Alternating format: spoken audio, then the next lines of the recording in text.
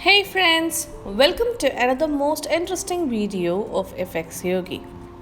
In today's video, let's learn how to use multiple time frame analysis to find better entry and exit points. First of all, take a broad look at what's happening.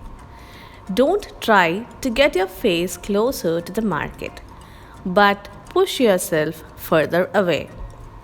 You have to remember a trend on a longer time frame has had more time to develop, which means that it will take a bigger market move for the pair to change course. Also, support and resistance levels are more significant on longer time frames. Start off by selecting your preferred time frame and then go up to the next higher time frame. There, you can make a strategic decision to go long or short based on whether the market is ranging or trending.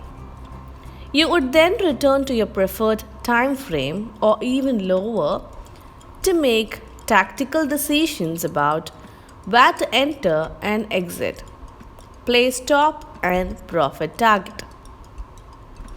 Just so you know, this is probably one of the best uses of multiple time frame analysis. You can zoom in to help you find better entry and exit points. By adding the dimension of time to your analysis, you can obtain an edge over the other tunnel vision traders who trade off on only one time frame. Did you get all of that? Well, if you did not, no worries. We are going to go through an example now to help make things a little clearer. How to perform multiple time frame analysis. Let's say that Cinderella, who gets bored all day cleaning up after her evil stepsisters, decides that she wants to take Forex. After some demo trading, she realizes that she likes trading the Euro USD pair the most and feels most comfortable looking at the 1 hour chart. She thinks that the 15-minute charts are too fast while the 4 hour chart take long time. After all, she needs her beauty sleep. The first thing that Cinderella does is move up to check out the 4 hour chart of Euro USD. This will help her determine the overall trend. She sees that the pair is clearly in an uptrend. This signals to Cinderella that she should only be looking for buy signals. After all, the trend is a friend, right?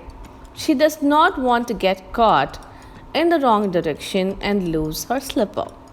Now, she zooms back to her preferred time frame, the 1 hour chart, to help her spot an entry point. She also decides to pop on the stochastic indicator. Once she goes back down to the 1 hour chart, Cinderella sees that a dodgy candlestick is formed and the stochastic has just crossed over out of oversold conditions. But Cinderella still is not quite sure. She wants to make sure she has a really good entry point. So, she scales down to the 15-minute chart to help her find an even better entry and to give her more confirmation. So now Cinderella is looking her eyes in on the 15-minute chart and she sees that the trend line seems to be holding pretty strongly.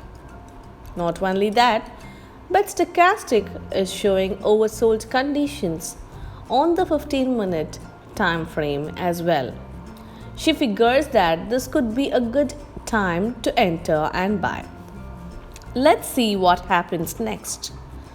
As it turns out, the uptrend continues and Euro USD continues to rise up the charts. Cinderella would have entered just above 1.2800 and If she had kept the trade open for a couple of weeks, she would have made 400 pips. She would have bought another pair of glass slippers. There is obviously a limit to how many time frames you can study. You don't want a screen full of charts telling you different things. Use at least two, but not more than three time frames. Adding more will just confuse the G-Wilkers out of you and you'll suffer from analysis paralysis, then proceed to go crazy. Is there a wrong way to do multiple time frame analysis, you ask? Some of us Forex friends have been nice enough to give their 2 pips on this matter through this forum thread on multiple time frame analysis. At the end of the day, it's really about finding what works best for you. That's all for today. Let's catch up in the next video with more interesting content. Until then, take care. Bye bye.